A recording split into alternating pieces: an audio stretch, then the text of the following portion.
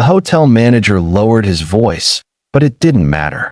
Everyone could hear him anyway. "If we don't fix this," he said, "the Whitman Foundation pulls out by morning." Silence followed. Not shock, calculation. Someone finally said what no one wanted to own. "That's the pediatric wing." Amelia felt the words land like a blow to the chest. Children. Not donors. Not reputations. Children. And suddenly, the truth was clear. If she walked away quietly, if she let this become a misunderstanding, the money would come back. The hospital would be funded, and no one would ever say her name again. Across the room, Cole Thorne stood perfectly still as the people around him began calculating the cost of the choice he'd already made. In that moment, Amelia understood something terrifying. Doing the right thing might cost more than either of them could afford. 3 hours earlier, the ballroom doors slammed shut with a sound that echoed through the Plaza Hotel's marble corridors like a judge's gavel. Amelia stood frozen in the service hallway, her hands still trembling from what had just happened. Through the crack in the door, she could see the scattered chairs, the abandoned tables with their half-finished meals, the champagne glasses catching the light like accusations. "This is a disaster," someone hissed nearby. "An absolute disaster." Someone lowered their voice. "The Whitman Foundation is pulling their sponsorship." That changed the temperature in the hallway. "They're saying they won't fund the pediatric wing if this turns into a political statement." Amelia's breath caught. No one had mentioned children. No one had said this night carried anything heavier than donors and names etched into marble. Rebecca Chin's anger drained into something closer to fear. "This isn't about pride," she said quietly. "This is about kids losing care because one man decided to make a point." Amelia pressed her hand against the wall. If she left now, none of this would touch her. If she stayed, it already had. But her feet wouldn't move. Because she understood something then that no one had said out loud. If she left quietly, if she allowed this to be reshaped into a misunderstanding, the money would come back. The children would still be treated. The damage would be contained. Conviction, she realized, only became expensive if someone insisted on being seen. She understood then that if she disappeared quietly, the money would come back. The hospital would be funded. The story would soften. And if that was true, then the cleanest solution wasn't Cole changing course. It was her stepping out of the frame. Cole watched the city like it might answer him back. Marcus stopped talking before Cole realized he had stopped listening. "I know what they want," Cole said finally. Marcus stayed quiet. That was confirmation enough. "They want a statement," Cole continued. "Something clean. Something that makes this look like a misunderstanding. A moment, not a reflection." "This isn't conviction," Marcus said. "It's ego dressed up as courage." Cole stiffened. "You're not wrong about what happened," Marcus continued. "But don't pretend this is pure. You're rewriting yourself through her." "That's not fair," Cole said. "No," Marcus replied. "It's accurate. And accuracy is what costs." After Marcus left, Cole stayed where he was. For the first time since Friday night, he considered what it would look like to undo everything quietly. No apology. No clarification. Just time smoothing the edges until no one remembered her name. He hated that the idea felt like relief. "If you go through with this, I'll do my job," Marcus said. "But don't ask me to believe in it. My sister's kid is on that pediatric wait list." Cole didn't answer. He just nodded once. Amelia's hands were deep in dish soap when her phone rang. She almost didn't answer. It was Sunday afternoon, her one sacred time of the week, and she was preparing dinner for the church's homeless ministry. 30 servings of chicken and rice, made in her own kitchen because the church had flooded last month and still wasn't fixed. But something made her dry her hands and check the screen. Unknown number. New York area code. Her heart did something complicated. "Hello, Ms. Hartley? This is Marcus Webb. I'm calling on behalf of Cole Thorne." She sat down heavily on the kitchen chair. Through the window, She could see Mrs. Patterson watering her garden next door, perfectly ordinary Sunday activities for perfectly ordinary people. People who didn't get phone calls from Billionaire's assistants. Ah, yes. Mr. Thorne would like to meet with you. At your convenience, of course. He wants to apologize for any difficulty his actions may have caused you. Apologize. The word hung in the air like something foreign. Mr. Webb, she said carefully, please tell Mr. Thorne that no apology is necessary. What he did it was kind. But I think it's best if we both just move forward. There was a pause. Then, Ms. Hartley, may I speak candidly? Of course. I've worked for Cole Thorne for 12 years. I've seen him close billion-dollar deals without flinching. I've seen him stare down hostile takeovers and corporate sabotage. And this morning, I watched him risk his entire company rather than issue a public statement minimizing what happened to you. Marcus's voice softened. He's not asking to complicate your life. He's asking for a chance to make sure he didn't accidentally ruin it. Amelia closed her eyes. The chicken was still simmering on the stove. Her Bible study notes were spread across the counter. She'd been preparing for Wednesday's lesson on grace and risk, on the way faith sometimes asked you to step forward when wisdom said stay still. There's a restaurant in Georgetown, she heard herself say. O'Malley's. It's quiet. No one looks twice at anyone there. When? Tuesday, 7 o'clock. And Mr. Webb? Please tell Mr. Thorne to come alone. After she hung up, Amelia sat in her kitchen for a long time, watching the steam rise from the pot, wondering what kind of woman agrees to dinner with a man whose world she doesn't understand, whose attention she never asked for, whose gesture of kindness had somehow become a grenade tossed into both their lives. The kind who's tired of being invisible, maybe. Or the kind who's starting to wonder if God might be asking for something that looks nothing like safety. She picked up her phone again and texted her sister in Ohio. Pray for me. I think I'm about to do something either very brave or very stupid. The response came back immediately. Those are usually the same thing. Love you.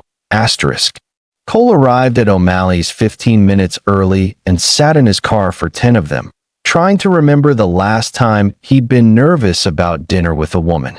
Jennifer, probably. 23 years ago, when she'd been a junior analyst at Goldman Sachs, and he'd been too arrogant to know that loving someone and understanding them were different things. The restaurant was exactly what he'd expected from Amelia's choice. Unpretentious brick building, worn wooden door, windows that promised warm light and privacy. The kind of place that served food, not experiences. Where people came for conversation, not to be seen. He checked his reflection in the rearview mirror. No tie. Simple navy sweater. Jeans that Marcus had literally gone out and bought for him that afternoon because apparently Cole didn't own casual clothes anymore. You look like a person, Marcus had said, handing over the shopping bag. Try to keep it that way. Now, watching Amelia walk up the sidewalk, Cole understood what his assistant had meant. She wore a cream-colored cardigan over a simple dress, her hair loose around her shoulders, and she moved through the world like someone who'd learned not to take up too much space. But there was something in her eyes, a clarity, a strength, that made him wonder what she'd look like if she ever decided the world could adjust to her instead of the other way around.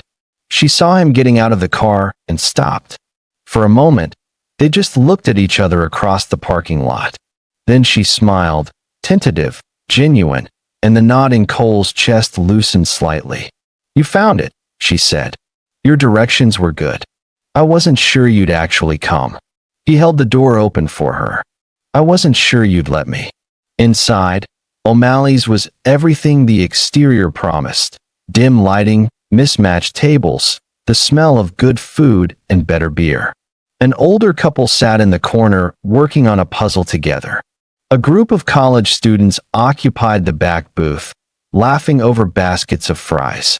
No one looked up when Cole and Amelia walked in. No one cared. It was perfect. They ordered shepherd's pie for her, fish and chips for him, and then sat in the kind of silence that feels like a test. Who would speak first? What would be safe to say? How do two people begin a conversation when one of them is famous and the other has spent her entire life trying not to be? "I'm sorry," Cole said finally. Amelia shook her head. "You keep saying that. But I don't understand what for. For putting you in an impossible position. For not thinking about what would happen after. For—" He stopped, frustrated. "I saw you being treated badly and I reacted. But I didn't consider that my reaction might create a bigger problem than the one I was trying to solve." "What kind of problem?" He pulled out his phone, brought up the search results he'd been monitoring all day. "You're trending. People are speculating about who you are, what you mean to me, whether this was planned. Someone found your Facebook. They know where you work, where you volunteer." He met her eyes. "I'm so sorry, Amelia. I thought I was defending you. I didn't realize I was exposing you."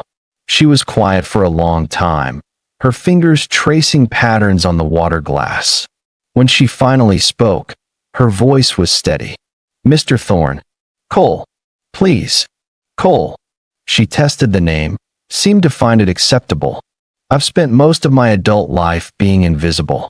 After my divorce, after I lost custody of my son because my ex-husband had better lawyers and more money, I learned that the safest way to live was to not be noticed, not wanted, not be in anyone's way." She looked up. "What you did on Friday night. It was the first time in 20 years anyone stood up for me. The first time anyone suggested I deserved better than what I was getting." Cole nodded. "That mattered to me." Amelia tilted her head. "Why?" The question landed harder than he expected. "Because I don't like seeing people treated badly," he said. "That's not what I asked," she replied gently. "I asked why I mattered." Cole opened his mouth, closed it. For the first time that evening, he had no words ready. The silence stretched, and in it, Amelia felt something colder than uncertainty.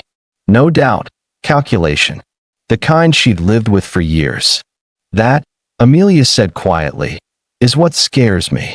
Their food arrived, but the ease between them had shifted. Not broken, just altered. Cole noticed it immediately. The way she sat back instead of forward. The way her eyes guarded instead of invited. He realized then that honesty didn't always bring people closer. Sometimes it revealed distances you couldn't immediately cross. Cole watched Amelia pick up her fork, watched the careful way she cut her food, the precise movements of someone who'd learned not to make a mess, not to be in any trouble. "Tell me about your son," he said quietly. Her hand stilled. "Why?" "Because you just told me the most painful thing in your life in under 30 seconds, and you did it like it didn't matter. Like you're used to people not caring." He leaned forward. "I care." Something shifted in her expression. Surprise, maybe, or wariness. "His name is Daniel. He's 31 now. Lives in Seattle, works in tech, just got engaged." Her smile was complicated. "We talk once a month. He calls on my birthday. It's more than I thought I'd get. But less than you deserved." There's that word again. She met his eyes. "What about you? What did you lose?" So he told her. About Jennifer. About the marriage that looked perfect from the outside and felt empty from within. About the miscarriage that broke something in both of them. The way they drifted apart through years of trying to fix what was fundamentally unfixable. About signing divorce papers in a lawyer's office while photographers waited outside. About reading Jennifer's interviews later where she talked about his emotional unavailability, his obsession with work, his inability to prioritize anything except the next deal.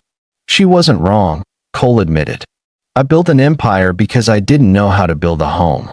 And when she left, I told myself it was fine. I had my work, my reputation, my carefully controlled life." He paused. "Then I saw someone humiliating you in my hotel, and I realized my carefully controlled life had somehow become my carefully controlled prison." Amelia set down her fork. "Cole, why am I here? Really? Because I haven't been able to stop thinking about you.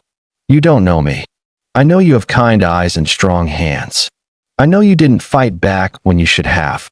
I know you left without asking for anything. He held her gaze. I know that when I'm with you, I can't hide behind the person I've become. The restaurant had grown quieter. The college students had left. The couple in the corner had finished their puzzle. It was just the two of them now. They sat across from each other in this ordinary place, aware that one wrong sentence could still send them retreating to the lives they knew how to survive. I'm not. Amelia started, then stopped. I'm not equipped for your world, Cole. I don't know how to be around that kind of money, that kind of attention. I spent 30 years in a marriage where I was never quite right, never quite enough. I can't do that again. I'm not asking you to.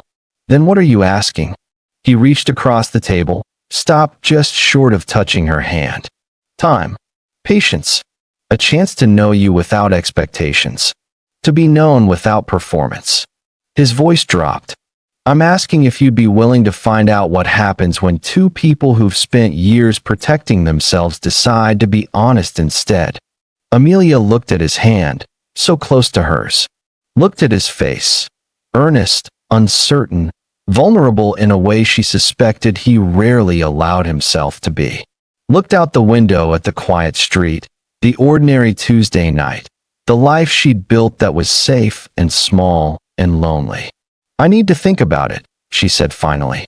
Of course. And pray about it. That made him smile. I'd expect nothing less. They finished dinner talking about smaller things, favorite books, childhood memories, the weather. Cole walked her to her car, stood in the parking lot as she unlocked the door. Amelia, he said as she was getting in. Whatever you decide, thank you for giving me tonight. She looked up at him. This powerful man who seemed so uncertain in this moment, and felt something shift inside her chest. Not love, it was too soon for that, but possibility, the kind that scared and thrilled her in equal measure. She surprised herself by asking, would you want to do this again? Already bracing for the answer. His smile was like the sunrise. I'll be here. But the world, as Amelia should have anticipated, had other plans for their quiet progression. Amelia heard them before she saw them. Two women stood near the edge of the parking lot, keys in hand, voices low but careless. I saw the video again last night, one of them said. She's older than I thought. I just worry about her, the woman said softly. Men like that don't change. And she's old enough to know better. Amelia slowed. Not because she was shocked, she wasn't, but because someone else was standing there too.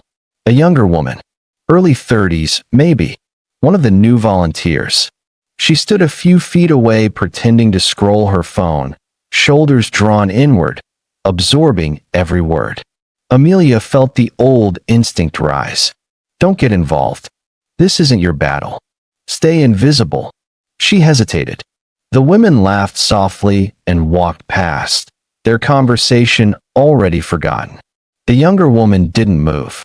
Amelia stood there, keys warm in her palm, heart pounding, not from fear, but from something sharper. Hey, she said finally. The woman looked up, startled. I'm sorry, Amelia said. For that. The woman swallowed. It's fine. I'm used to it. Something tightened in Amelia's chest. The woman hesitated, then shook her head. It's nice of you, she said quietly. But you don't know what it's like when people talk about you like you're already a mistake. The woman nodded, uncertain, then walked away. Amelia sat in her car for a long moment after, hands on the steering wheel, realizing something uncomfortable and necessary. Silence hadn't protected her all these years. It had only taught her how to disappear without leaving a mark. And even if Cole vanished tomorrow, she knew she couldn't go back to being the woman who stayed quiet when silence cost someone else dignity. Her phone buzzed.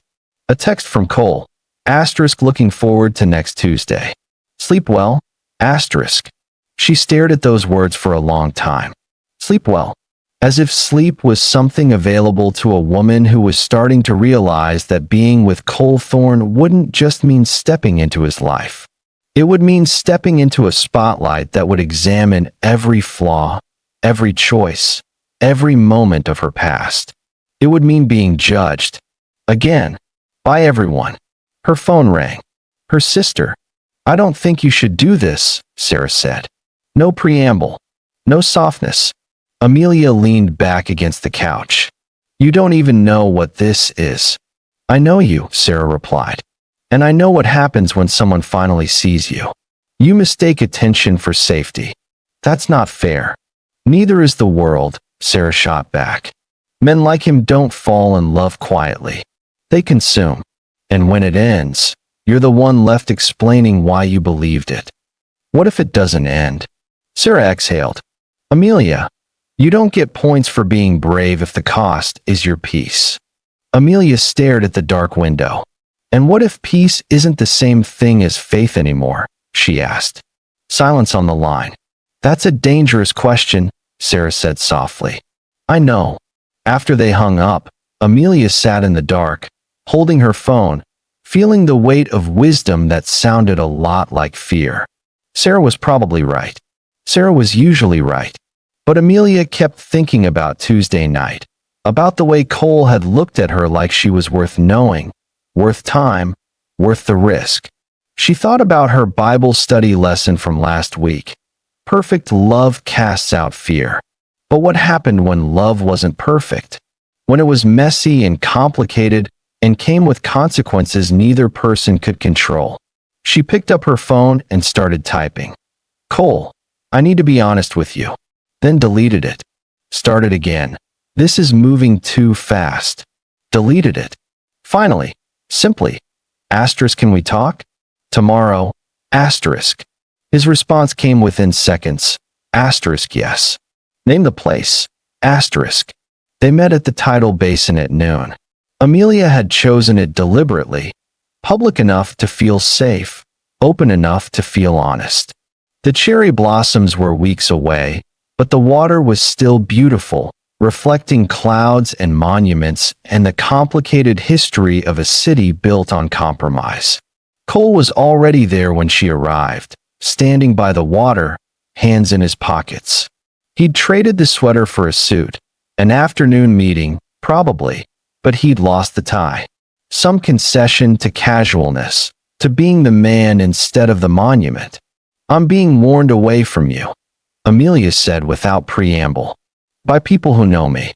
People who love me." Cole nodded slowly. "I'm being warned away from you too. By people who profit from me.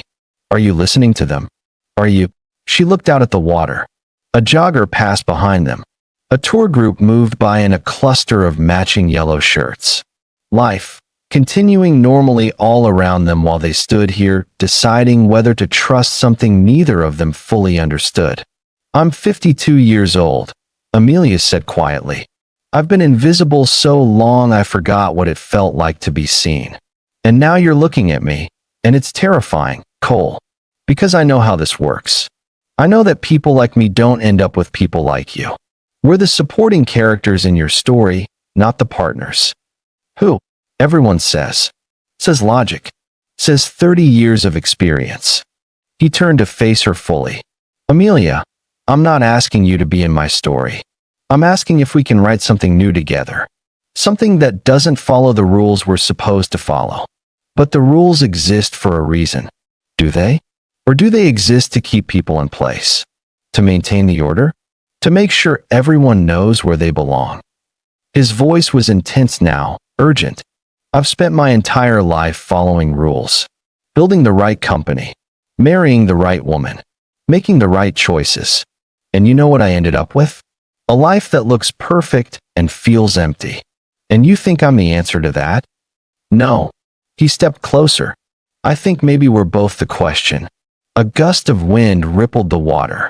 Somewhere across the basin, someone was flying a kite, a bright red diamond dancing against the gray sky. The kite snagged suddenly, its string wrapped around a low branch, bright fabric jerking helplessly in the wind. "I need time," Amelia said. Not because I don't care. Because I do. Cole nodded. I can wait. She shook her head. You say that it doesn't cost you anything. It doesn't, he replied instinctively. She turned to face him fully. Then that's the problem. Cole frowned. What is? If waiting is easy for you, then I'm not what you think I am. Her voice was steady, but her hands trembled. I don't want to be something you can be patient about. I want to matter enough to unsettle you. The words hung between them. Cole opened his mouth, then closed it. You're right, he said finally. Waiting isn't hard for me. It's a strategy. Her expression changed. Not anger, but understanding. I've waited for markets. People. Deals, he continued. I tell myself patience makes me virtuous, when really it just means I expect control. And with me? She asked. He swallowed. With you, I don't want control. But I don't know how to want without it yet. That honesty cost him something. It showed. Amelia nodded slowly. Then we're both standing on unfamiliar ground. He didn't reach for her. I won't promise to wait, he said instead. I'll promise to be honest when I'm afraid of losing you. That was better. He pulled out his phone, typed something. I just sent you my personal number. Not the office line, not the assistant. Me. When you're ready. If you're ready, call. No pressure. No timeline. Amelia felt something crack open in her chest. Just like that. Just like that. He smiled, sad and hopeful at once. Though I'm going to keep praying you'll be ready sooner rather than later. You pray? When I remember to. When I'm scared enough. He glanced at the water. Lately, that's been a lot. They stood there together, not touching, not speaking, just existing in the complicated space between wisdom and risk. Finally, Amelia said, walk with me. So they walked. Around the tidal basin, past the monuments to men who'd made history by taking risks, by choosing conviction over comfort. They talked about small things and large things, about faith and fear, and the way grace sometimes looked like a door opening instead of closing. When they finally parted, Cole didn't ask for another dinner. Didn't push. Just said, thank you for this, and meant it. Amelia drove home thinking about prayers and possibilities, about the way God sometimes answered by giving you the choice instead of the answer. She thought about Cole's face when he said he'd wait. She thought about her sister's warning.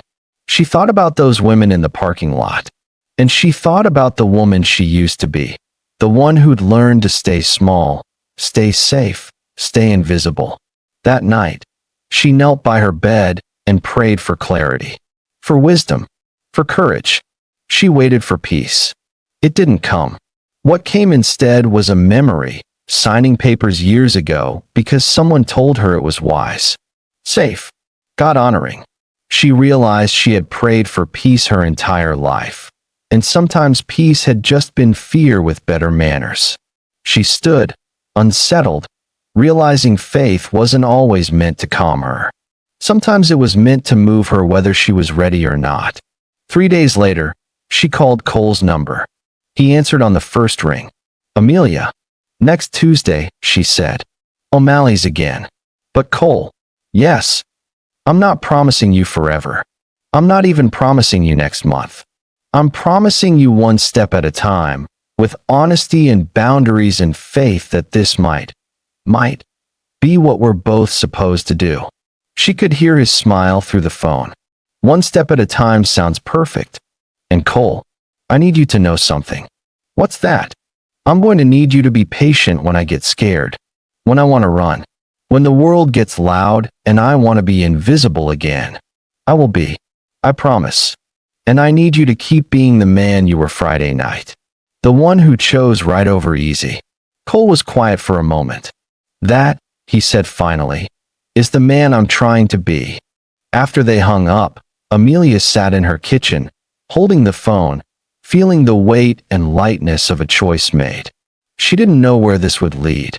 Didn't know if it would last or break or transform into something neither of them expected. But she knew she was tired of being invisible.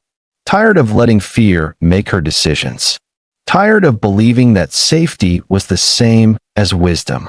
Grace, Amelia realized, wasn't comfort. It wasn't certainty she could rely on. It wasn't protection. Grace was standing still when fear told you to shrink. It was choosing truth when silence felt safer. It was letting yourself be seen, not because it guaranteed love, but because hiding had stopped feeling faithful. She didn't know where this would lead. But for the first time in years, she wasn't praying to be spared.